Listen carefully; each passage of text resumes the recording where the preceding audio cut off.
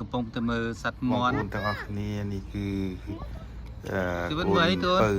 ទេវិតនេះកំពុងតែមើល ជីវិត សត្វមានសត្វមាន់ មើលអីគេ មានសត្វជ្រូកមានសត្វសាយមានសត្វផ្សេងៗជាច្រើនប៉ុន្តែក្នុងនេះអត់ដាក់វីដេអូទាំងអស់ទេគឺបញ្ចាំងតែសត្វមាន់ខ្លះសត្វផ្សេងៗខ្លះដើម្បីឲ្យ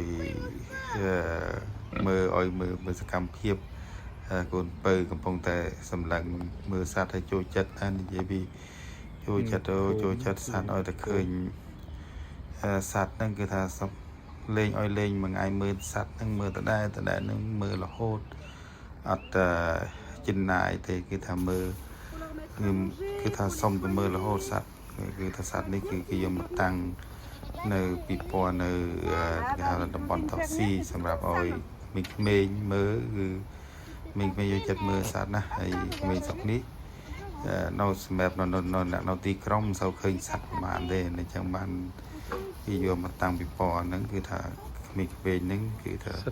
ចូលចិត្តណាស់សត្វហ្នឹងយកចិត្តមើលហើយស្រឡាញ់សត្វណាក្មេងស្រុកនេះហើយអត់សូវស្គាល់សត្វច្រើនទេគឺថាពេលមេឃក្តៅអីចឹងគេយកមកតាំងពីពណ៌សម្រាប់ឲ្យក្មេងៗមើលមិនថាក្មេងៗទេគឺថាមនុស្សចាស់ក៏ចូលចិត្តមើលដែរគឺថាសត្វទាំងអស់ហ្នឹង